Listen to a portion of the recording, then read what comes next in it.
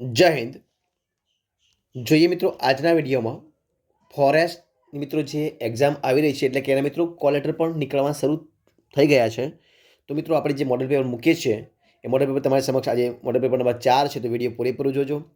જે પ્રશ્ન એક તમારી સમક્ષ છે, સમયના બગડ આપણે વિડીયો શરૂઆત કરી દઈએ। તો પ્રશ્ન એક છે કે મુદાવરણની સરેરાશ જાડાઈ કેટલા કિલોમીટર છે? 4 ઓપ્શનથી જવાબ શું આવશે? ઓપ્શન સી મિત્રો એટલે કે 33 છે। કેટલા છે? 33 છે, એટલે કે ઓપ્શન સી જવાબ આવશે। જોઈએ આગળ, ભૂગોળ માટે જિયોગ્રાફી જે શબ્દ સૌપ્રથમ જે શબ્દ પ્રયોગ્યો હતો, તો સૌપ્રથમ કયા ભૂગોળવિદે શબ્દ પ્રયોજ્યો હતો? તો ઇરેટોસ્થેનેસે। કોને? ઓપ્શન સી જવાબ છે, ઇરેટોસ્થેનેસે। ઓપ્શન સી જવાબ। ત્યારબાદ આપણે આગળ જોઈએ કે બંગાળની ખાડીમાં અંદામાનમાં આવેલ નારકોન્ડમ એ કેવા જ્વાળામુખીનું ઉદાહરણ છે? તો મિત્રો જવાબ આવશે ઓપ્શન સી, એ નિષ્ક્રિય જ્વાળામુખીનું ઉદાહરણ છે। કયું? નિષ્ક્રિય જ્વાળામુખી। જોઈએ પ્રશ્ન આગળ કે સૂર્યની સપાટીનું તાપમાન આશરે કેટલું છે? તો કેટલું છે મિત્રો? જવાબ આવશે ઓપ્શન 6000°C। ઓપ્શન સી જવાબ। આગળ જોઈએ પ્રશ્ન આપણે કે લોએસના મેદાનની કયું? લોએસના મેદાનની રચના કોના દ્વારા થાય છે? તો ઓપ્શન સી જવાબ, પવન દ્વારા। ઓપ્શન સી જવાબ આવશે, પવન દ્વારા થાય છે। ઓપ્શન સી જવાબ। ત્યારબાદ આપણે આગળ જોઈએ કે ગ્રેનાઇટ ખડક એ કેવા પ્રકારનો ખડક છે? તો અંતસ્થ આગ્નેય ખડક છે। કેવો છે? અંતસ્થ આગ્નેય ખડક છે, એટલે ઓપ્શન એ જવાબ આવશે। આગળ જોઈએ આપણે કે કયા ખડકોને નિક્ષેપકૃત ખડક તરીકે ઓળખવામાં આવે છે? તો પ્રસ્તર ખડકો। ઓપ્શન બી જવાબ, પ્રસ્તર ખડકો એ આવશે। ઓપ્શન બી જવાબ, પ્રસ્તર ખડકો। આગળ જોઈએ આપણે કે બિગ બેંગનો સિદ્ધાંત કોણ છે? તો બિગ બેંગનો સિદ્ધાંત આપનાર કોણ હતા મિત્રો? તો એ હતા લિમિત્રે। કોણ હતા? લિમિત્રે, એટલે કે ઓપ્શન એ જવાબ આવશે, લિમિત્રે। જોઈએ પ્રશ્ન આગળ આપણે કે નીચે પૈકી કયા ગ્રહનો પાર્થિવ ગ્રહમાં સમાવેશ થતો નથી? તો મિત્રો ગુરુનો જે ગ્રહ છે એનો પાર્થિવમાં ગ્રહમાં સમાવેશ થતો નથી, એટલે કે ઓપ્શન સી જવાબ આવશે। બાકી મંગળ, બુધ અને શુક્રનો થાય છે।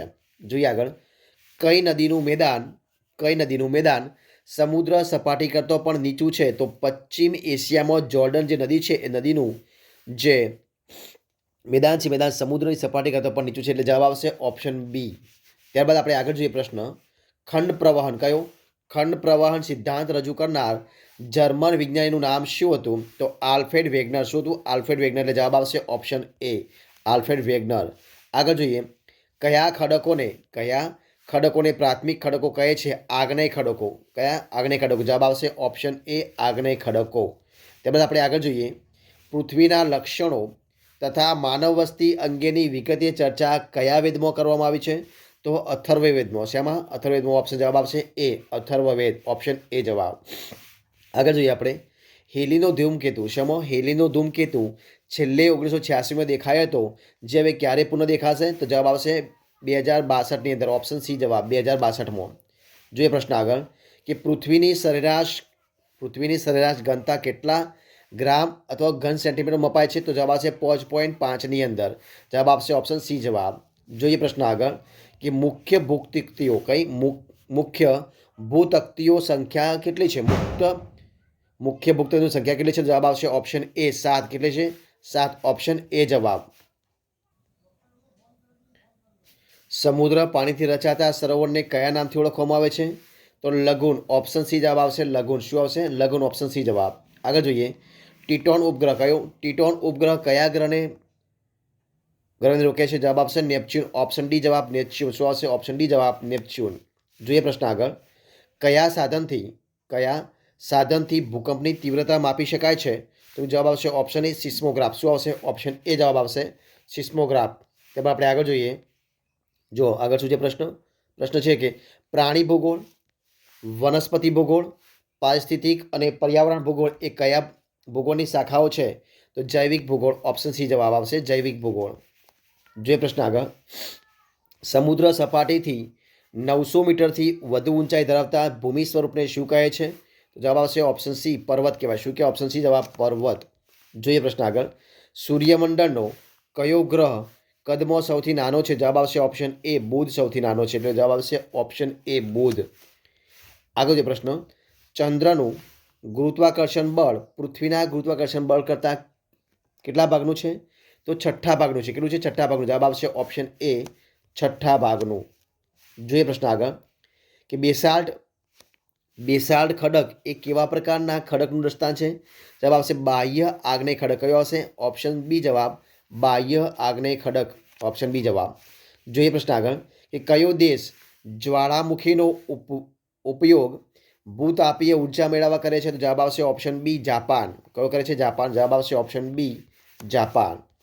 આગળ જે પ્રશ્ન યુરોપમાં રહાઇન નદીની ફાટખીણની પૂર્વમાં આવેલ બેક ફોરેસ્ટ એ કેવા પ્રકારના પર્વત છે? જવાબ આવશે ઓપ્શન બી ખંડ પર્વત. કયો આવશે? ઓપ્શન બી ખંડ પર્વત. ઓપ્શન બી જવાબ. જોઈએ પ્રશ્ન આગળ કે સૂર્યમંડળમાં કેટલા ગ્રહો છે? 8 છે. એટલે જવાબ આવશે ઓપ્શન સી 8. આગળ જે પ્રશ્ન કે સૂર્યમંડળના ગ્રહોનો સૂર્યથી નજીકથી દૂર યોગ્ય ક્રમ ગોઠવો. તો કયા આવશે? બુધ, શુક્ર, પૃથ્વી, મંગળ, ગુરુ, શનિ, યુરેનસ અને નેપચ્યુન. જવાબ આવશે ઓપ્શન બી.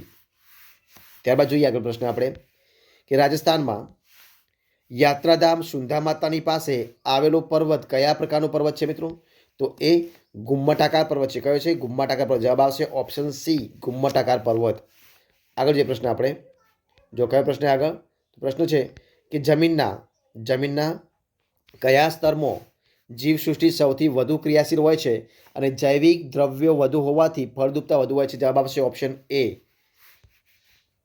એટલે શું કહે છે? એ એટલે જવાબ આવશે ઓપ્શન બી. કયો આવશે? ઓપ્શન બી જવાબ. એટલે આની આન્સર એ ભાગની અંદર એ સ્તરમાં. જોઈએ આગળ પ્રશ્ન કે ટાઇટન અને થિમલ એ કયા ગ્રહના ઉપગ્રહ છે? તો શનિના છે. કોના છે? શનિ ગ્રહના છે. જવાબ આવશે ઓપ્શન બી શનિ. જોઈએ પ્રશ્ન આગળ આપણે કે નીચે પૈકી કયું પ્રથમ શ્રેણીનું ભૂમિ સ્વરૂપ છે? તો મહાસાગરો. કયું છે? મહાસાગર. જવાબ આવશે ઓપ્શન સી મહાસાગરો. આગળ ચિરોડી અને મીઠાના ખડક એ શેના દ્રષ્ટાંત છે? તો પ્રસ્તર ખડકના છે. ઓપ્શન બી જવાબ પ્રસ્તર ખડક. આગળ જોઈએ મેદાનો ભૂમિખંડોની કુલ ભૂમિ ક્ષેત્રના કેટલા ટકા ભાગમાં આવેલા છે? તો જવાબ શું આવશે? જવાબ આવશે ઓપ્શન સી 41%. ઓપ્શન સી જવાબ 41%. જોઈએ પ્રશ્ન આગળ બાહ્ય બળોનો આદિ સ્ત્રોત કયો છે? તો સૂર્ય. શું જવાબ આવશે? સૂર્ય. ઓપ્શન સી જવાબ. ત્યારબાદ જોઈએ આપણે આગળ પ્રશ્ન જો શું છે પ્રશ્ન આગળ વિશ્વનો પ્રથમ ભૂગોળવિદ કોને ગણવામાં આવે છે? તો થેલ્સને મિત્રો. કોને? થેલ્સને. ઓપ્શન સી જવાબ. ઓપ્શન બી જવાબ થેલ્સ. ઓપ્શન બી જવાબ થેલ્સ. આગળ જે પ્રશ્ન આપણે કે પૃથ્વીના ધ્રુવીય વ્યાસ અને વિષુવૃત્તીય વ્યાસનો તફાવત કેટલા કિલોમીટરનો છે? તો 42 કિલોમીટરનો છે. કેટલો છે? 42. જવાબ આવશે ઓપ્શન ડી 42 કિલોમીટર.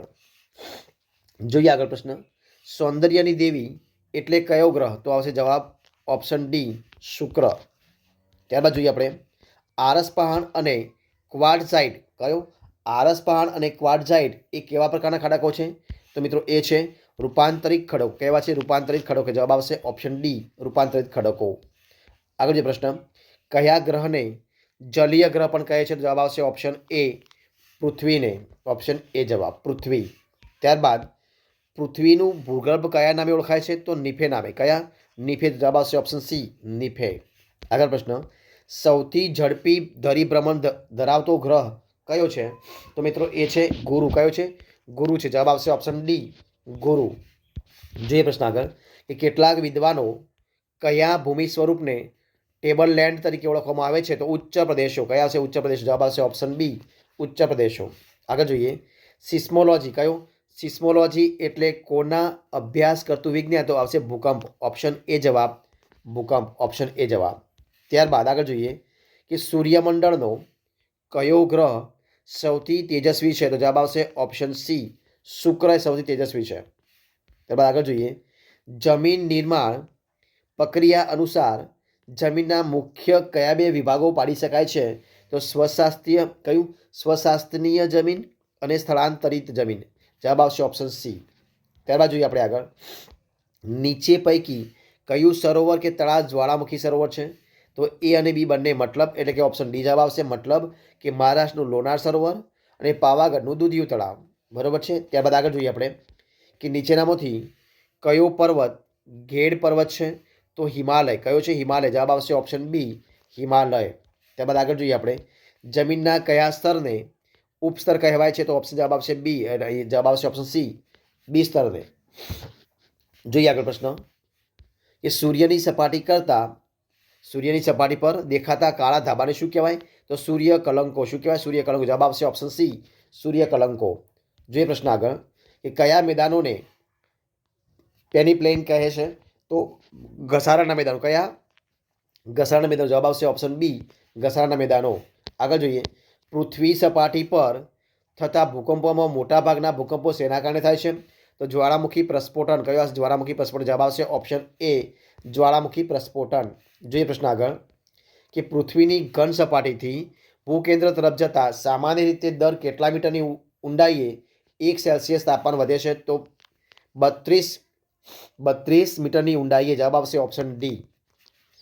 આગળ જે પ્રશ્ન નીચે પૈકી કયું ઘેડ પર્વત દ્રષ્ટાંત છે? તો આપેલ તમામે તમારે એટલે ઓપ્શન ડી જવાબ આવશે. મતલબ કે અરવલ્લી પર્વતમાળા, એન્ડીઝ પર્વત અને રોકીજ પર્વત એ તમામે તમામ કેવા છે? ઘેડ પર્વતના દ્રષ્ટાંતો છે. જોઈએ પ્રશ્ન માટે આગળનો શું છે પ્રશ્ન? તો જોઈએ કે મહાકવિ કાલિદાસ કયું? મહાકવિ કાલિદાસે તેમના કયા મહાકાવ્યમાં ભારતના પર્વતો, લોકમાતા સમાન નદીઓ અને જંગલો વિશે વર્ણન કરેલું છે? તો મિત્રો શેમાં કર્યું છે? તો એમને મેઘદૂતમની અને કુમાર સંભવમાં. શેમાં? મેઘદૂતમ અને કુમાર સંભવ. એટલે જવાબ આવશે ઓપ્શન સી, મેઘદૂતમ અને કુમાર સંભવમ. જોઈએ પ્રશ્ન આગળ ડુબક છિદ્ર કયું? ડુબક છિદ્ર એ કોના દ્વારા રચાતું ભૂમિ સ્વરૂપ છે? તો ભૂમિગત જળ દ્વારા. ઓપ્શન ડી જવાબ. જોઈએ પ્રશ્ન આગળ કે પૃથ્વી સપાટીનું ઉપરનું સ્તર શિયાળમાં કયા ખનિજ વધુ માત્રામાં પ્રાપ્ત થાય છે? તો સિલિકા અને એલ્યુમિનિયમ. કયું? સિલિકા અને એલ્યુમિનિયમ. એટલે કે જવાબ આવશે ઓપ્શન એ જવાબ, સિલિકા અને એલ્યુમિનિયમ. આગળ પ્રશ્ન પૃથ્વી સપાટીના કેટલા ટકા વિસ્તાર પર જળરાશિ પથરાયેલી છે? તો જવાબ આવશે 71%. એટલે જવાબ આવશે ઓપ્શન બી, 71%. આગળ જોઈએ આપણે પૃથ્વી સપાટીથી પૃથ્વીનું કેન્દ્ર લગભગ કેટલા કિલોમીટર ઊંડે છે? તો જવાબ આવશે 6370 કિલોમીટર. કેટલું હશે? 6370 કિલોમીટર. જવાબ આવશે ઓપ્શન બી. જોઈએ આગળ પ્રશ્ન પેન્જિયા એટલે શું મિત્રો? તો પેન્જિયા એટલે આદિ મહાખંડ. શું આવશે? આદિ મહાખંડ. જવાબ આવશે ઓપ્શન બી. જોઈએ પ્રશ્ન આગળ તો મિત્રો અહીંયા આપણે આ સંપૂર્ણપણે વિડીયો આપણે પૂરો કરીએ છીએ. જો તમને વિડીયો ગમે હોય તો લાઇક કરો, કોમેન્ટ કરો, તમારા મિત્રો વિડીયો શેર કરો અને છેલ્લે ચેનલમાં નવા હોય ચેનલ સબસ્ક્રાઈબ ન કરી હોય તો સબસ્ક્રાઈબ કરવાનું ભૂલવાનું નથી. વિડીયો પૂરેપૂરો જોવા બદલ તમારા દરેક મિત્રોનો હું દિલથી ખૂબ ખૂબ આભાર માનું છું. ફરી મળીશું એક નવા ટોપિક સાથે, નવા વિડીયો સાથે. ત્યાં સુધી બની રહો. જય હિન્દ, જય ભારત.